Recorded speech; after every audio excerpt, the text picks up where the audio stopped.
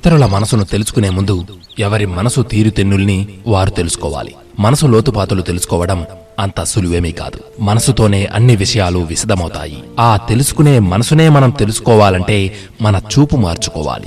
అప్పుడు ఆలోచనలు మారిపోతాయి. కళ్ల ముందు ప్రపంచం ఉంది. ఆ ప్రపంచంపైనే మన దృష్టి ఉంది. ఎప్పుడూ మన చూపు బయటే ఉంటుంది. అప్పుడప్పుడైనా అంతరంగంలోకి విహరించాలి. ఇంతవరకు బాహ్య సౌందర్యమే మనకు ఆనందం. ఆ సౌందర్యాన్ని చూపించే దర్పణమే మనసు. దానిపై దృష్టి పెట్టాలి. మనసులోకి ప్రయాణించాలి. ఇంతవరకు మనల్ని ఆడించిన మనసును పరిశీలించడానికి మనం ఎదురు వెళ్తున్నామంటే అది తడబడుతుంది, తప్పించుకుంటుంది. దొంగాట ఆడుతుంది, దొరక్కుండా పారిపోతుంది. వెంటపడాలి, పట్టుకోవాలి, నిశ్చలపరచాలి. బాహ్య సౌందర్యం కంటే అంతఃసౌందర్యం చాలా గొప్పది. తనను తాను తెలుసుకోలేనివాడు విశ్వాన్ని ఎన్నటికీ తెలుసుకోలేడు. చెట్టు తెలిస్తే అడవి తెలుస్తుంది. నది గురించి తెలుసుకుంటే సముద్రం బోధపడుతుంది. మనిషి గురించి తెలుసుకుంటే మాధవుడి గురించి తెలుస్తుంది.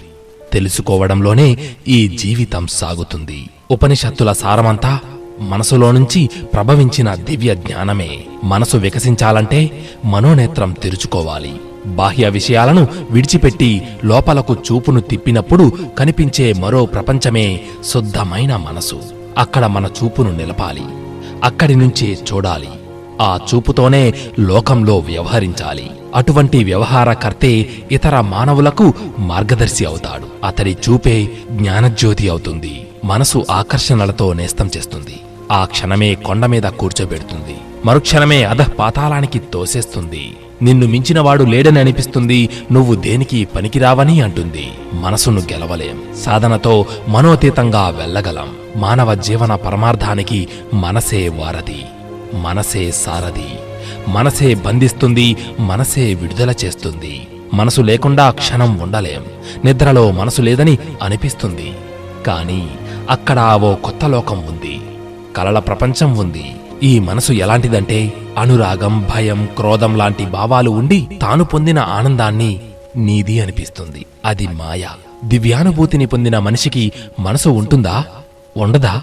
ఒకవేళ ఉంటే ఎలా ఉంటుంది అని ఆంజనేయ స్వామి శ్రీరాముడిని ప్రశ్నించాడు. దానికి శ్రీరాముడు, హనుమా, అతడి మనసు అనగా ఆ మనసు యొక్క మనసు వైశాఖమాసం మండుటెండలో ఆరుబయట వెలిగించిన దీపంలా ఉంటుంది. దానికి ఉనికే ఉండదు. ఆ బ్రహ్మజ్ఞాని మనసు అనగా ఆ మనసు తన ఉనికిని కోల్పోయి సముద్రంలో నది కలిసిపోయినట్లే విడదీయరాని స్థితిలో ఉంటుంది. నిజానికి అతడికి మనసు ఉన్నా లేనట్లే లెక్క అని బదులిచ్చాడు. మనసును జయిస్తే స్వర్గాన్ని జయించినట్లే. మనసు ఓడిపోదు. ఓడిపోయినట్లు భ్రమ కలిగిస్తుంది. రూపురేఖలు మార్చేస్తుంది. మొత్తం వేషమే మార్చుకుంటుంది. అంతవరకు శత్రువుగా ఉన్న మనసు మిత్రుడిగా మారిపోతుంది. శాపనార్థాలు పెట్టే మనసు ఆశీర్వచనాలు ఇస్తుంది. మనిషికి మనసుంది. మనసులో సర్వమూ ఉంది. ఆ మనసుతోనే నిత్య యుద్ధం చెయ్యాలి. కనుక యుద్ధం నేర్చుకోవాలి. జీవితంలో ఏదో ఒక సమయంలో ప్రతి మనిషి కురుక్షేత్రంలో నిలబడాలి.